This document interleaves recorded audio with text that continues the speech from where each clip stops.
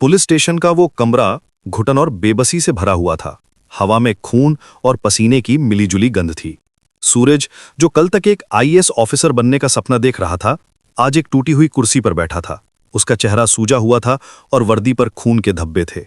Inspector ने एक गहरी सांस ली और हवलदार से कहा, इसे पीटते पीटते डंडा तक टूट गया, लेकिन इसने अपना गुनाह कबूल नहीं किया।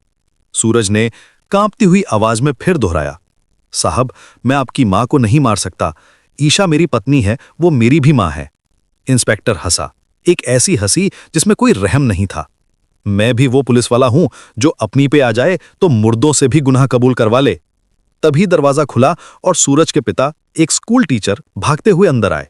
उनकी आंखों में अपने बेटे के लिए दुनिया का सारा दर्द था। वो इंस्पेक्टर के पैरों में गिर पड़े।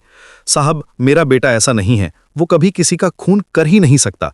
इसने नहीं मारा उस औरत को, इसे छोड़ दीजिए। लेकिन उनकी गुहार सुनने वाला कोई नहीं था। अनुराग, ईशा का भाई, गुस्से से उबल रहा था।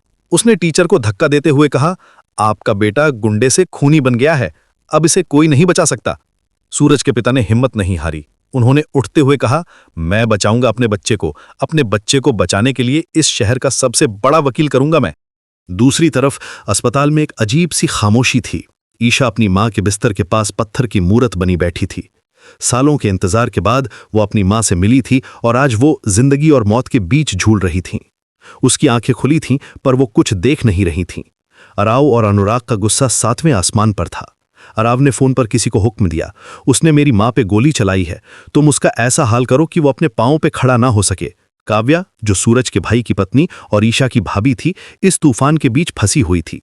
उसने समझाने की कोशिश की, भैया आप लोग गलत समझ रहे हैं।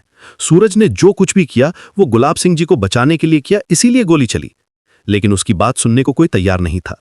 अनुराग ने उसे रोकते हुए कहा, आज तुम्हें डिसाइड ही करना होगा कि तुम किसकी तरफ हो, अपने मायके वालों की या ससुराल वालों की। काव्या ने एक पल सोचा और फिर फैसला किया, मैं अपनी ईशा भाभी और पति दोनों के साथ हूं। ईशा की बहन ने नफरत से कहा, मैं कभी साथ नहीं दूंगी उस खूनी का, वो कभी नहीं सुधर सकता। वो गुंडा था और हमेशा गुंडा ही रहेगा, और अब तो खूनी बन गया है। इन सबसे दूर गुलाब सिंह अपनी जीत का जश्न मना रहा था। उसके चेहरे पर एक शैतानी मुस्कान थी।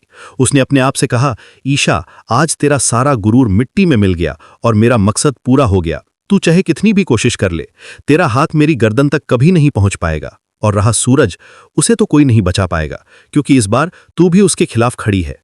ये उसकी सालों की साजिश का नतीजा था। वो ईशा के मन में सूरज के लिए भरे भरोसे को तोड़ना चाहता था, और आज वो कामयाब हो गया। कुछ दिनों बाद ईशा जेल में सूरज से मिलने आई। उसके चेहरे पर अब सदमे की जगह एक सर्द खामोशी थी। सूरज ने उसे देखकर उम्मीद से कहा, ईशा, तुम आ गई? तुम तो जानती हो ना, मैं ऐसा कुछ नहीं कर सकता। लेकिन ईशा की आंखों में उसके लिए कोई हमदर्दी नहीं थी।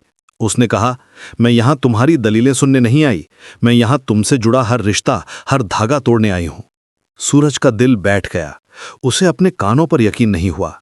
ईशा ने आगे कहा, मैं तुम्हारे खिलाफ केस फाइल कर रही हूं, अपनी मां के लिए इंसाफ मांगने। सूरज के लिए ये एक गोली लगने से भी ज्यादा दर्दनाक था। जिस ईशा के लिए वो कुछ भी कर सकता था, आज वही उसे कातिल मान रही थी। उसकी दुनिया एक पल में उजड़ गई।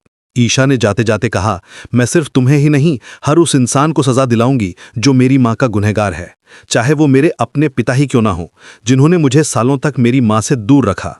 सूरज उसे जाते हुए देखता रहा। उसकी आंखों से आंसू बह रहे थे। उसका सपना, उसका प्यार, उसका भविष्य, सब कुछ खत्म हो चुका था। गुलाब सिंह की बिछाई बिसात पर आज सबसे बड़ी मात सूरज और ईशा के रिश्ते को मिली थी।